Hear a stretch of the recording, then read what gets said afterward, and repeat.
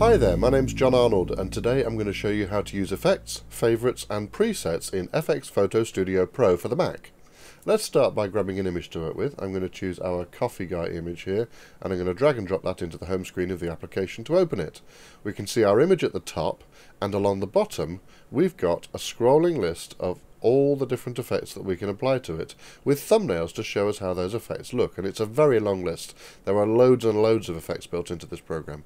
Let's click on one, for example. This cold blue shows us on the thumbnail how it's going to look, and then we click on it and we can see in the main image how it's going to look. Color reprint here, for example, really boosts the contrast in it. Color explosion adds this wonderful color zoom effect over the top. Conley here gives us a cross-process style.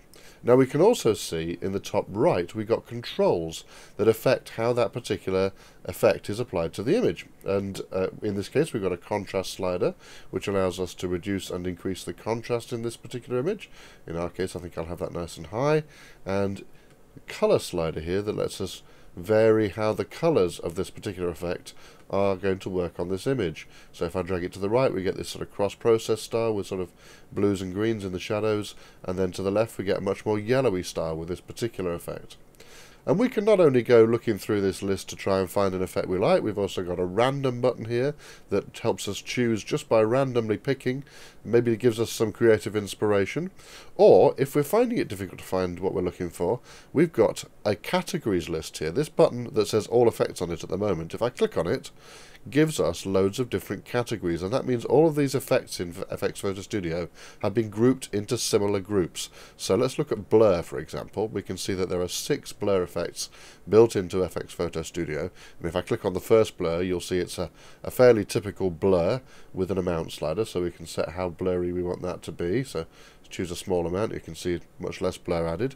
We've also got an explosion style blur which gives it a sort of a zooming effect, and I can actually click on the image to change where the center point of that zooming effect is, so I can move that onto the man's face if we wish.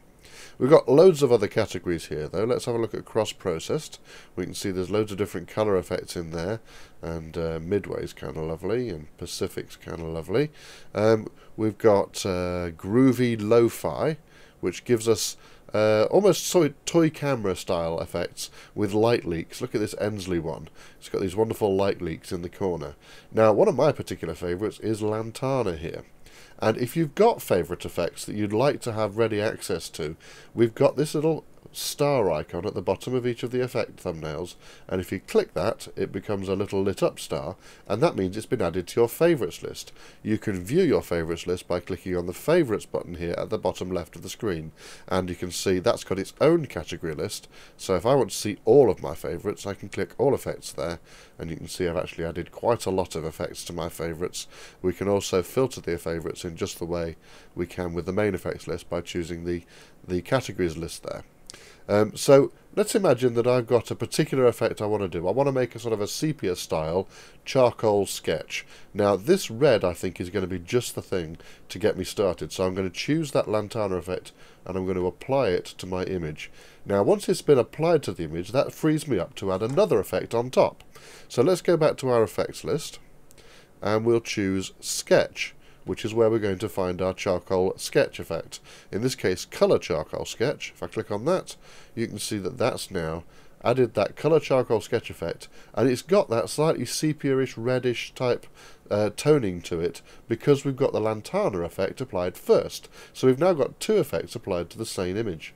If I click the apply button, that is now a finished image, and I'm really happy with how that looks. But maybe I've got a few other images that I want to apply the same kind of processing to.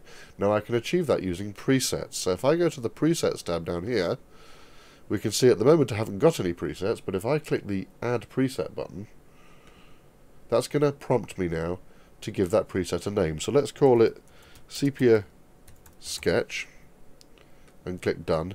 That's now added that preset to the presets list there, and I can apply that very easily to other images in just the same way. So let's load a photo. I won't bother saving this one for now. Let's choose our boats image, and I can, with this boats image, just with one click on my preset, and we can see it's applied those same 2 effects, the Lantana and the charcoal sketch, to this one image with the same sliders presets as well. All those little sliders that you've got to change how the presets look, those are saved as well. So you can apply your same settings to multiple images and give them all a consistent look. You're going to find FX Photo Studio Pro really, really easy to use. It's loads of fun to play with, and it's going to give you great results. Thank you very much for watching. I'll catch you in the next tutorial. Bye bye.